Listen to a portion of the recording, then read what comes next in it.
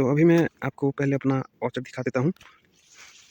परसिमन वाला जापानी फल बन के तैयार हो रहे हैं।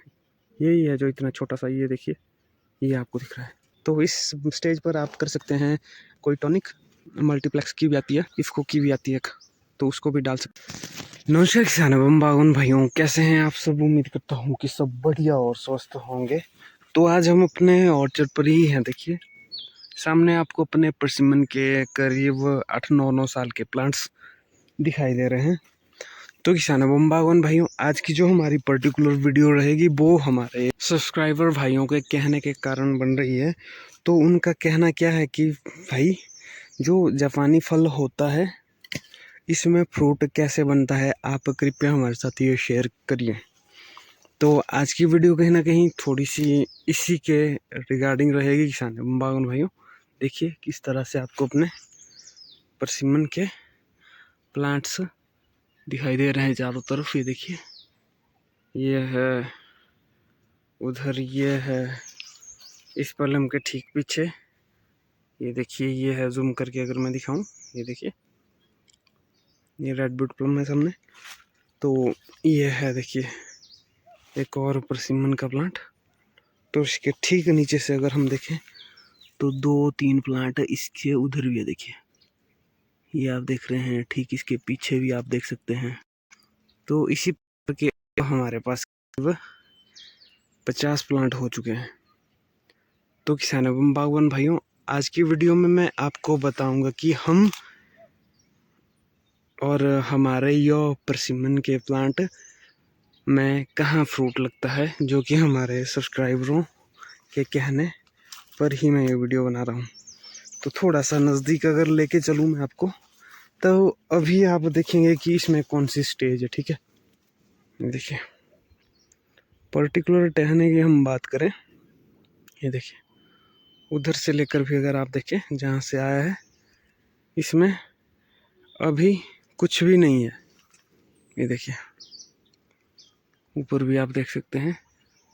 अभी कहने का मतलब, जो कोई देखेगा उसे अभी बिल्कुल भी फ्रूट इसमें दिखाई ही नहीं देगा। क्यों?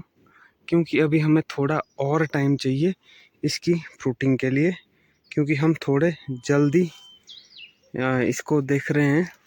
तो हमें थोड़ा और टाइम देना होगा, करीब अभी 6-7 दिन, या हो सके 2-3 दिन के बाद मैं आपको फिर से एक और विजिट अपने इसी ऑर्चर्ड का कराऊंगा, ताकि आप देख सको कि 2-3 दिन के बाद कैसी है इसमें जो इसकी टहनियाँ है, थोड़ी और लंबी हो जाए।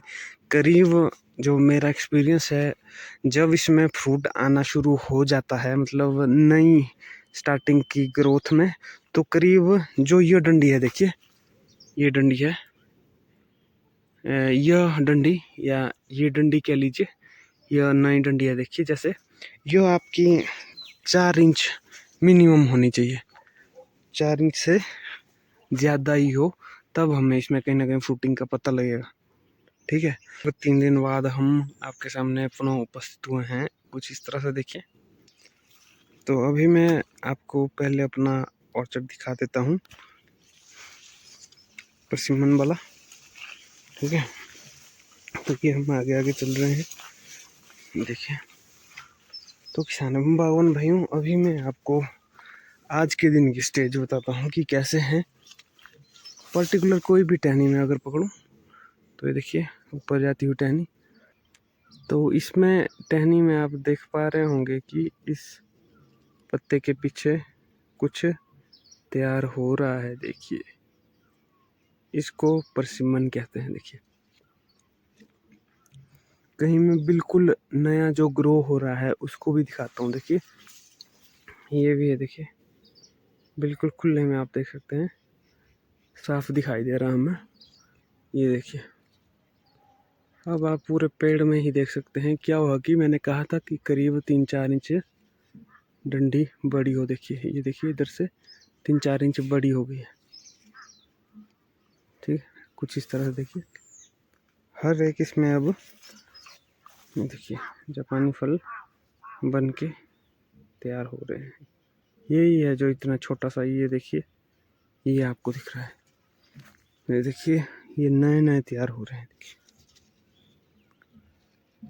ये मैं अगर आपको दिखाऊं, ये देखिए इधर इस पत्ते के ठीक पीछे, इस पत्ते के ठीक पीछे भी तैयार हो रहा है।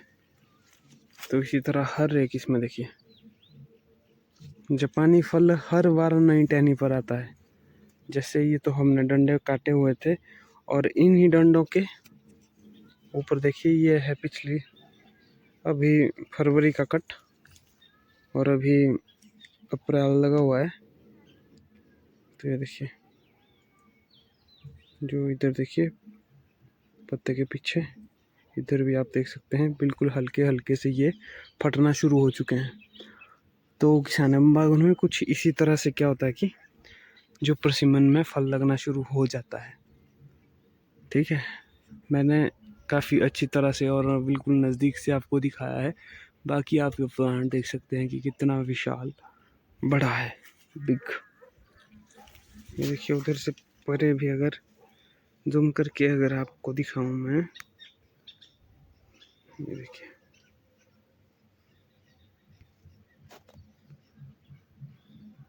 ये आप देखिए पीछे भी इसके थोड़ा जाना मुश्किल हो रहा है। क्योंकि हमने इधर जौ लगाया है।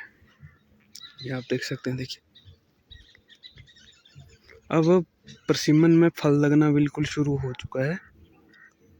तो आगे जो भी स्टेज रहेगी या इस स्टेज पर हम कौन सी स्प्रे करें, तो इस स्टेज पर आप कर सकते हैं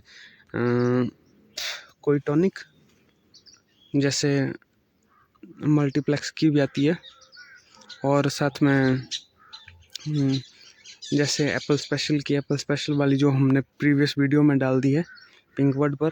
और उसके बाद आप इफ्को की भी आती है एक, तो उसको भी डाल सकते हैं। कहीं ना कहीं इस स्टेज में क्या होगा कि लिप्स को भी कहीं ना कहीं अच्छी ये मिलेगी और साथ में जो हमारे ये फ्रूट्स हैं जो नए बन रहे हैं तो इनको भी कहीं ना कहीं एक अच्छी ग्रोथ मिलेगी। तो ये नया प्लांट है बीच में देखिए ये वाला, करीब तीसरी साल इसकी रनिंग में है। तो किसान बागवान भाइयों, उम्मीद करता हूँ कि आपको आज की वीडियो अच्छी लगी हो यार देन चैनल को लाइक शेयर सब्सक्राइब करें। मिलते हैं पुनः एक बार फिर से एक और नई वीडियो के साथ। धन्यवाद।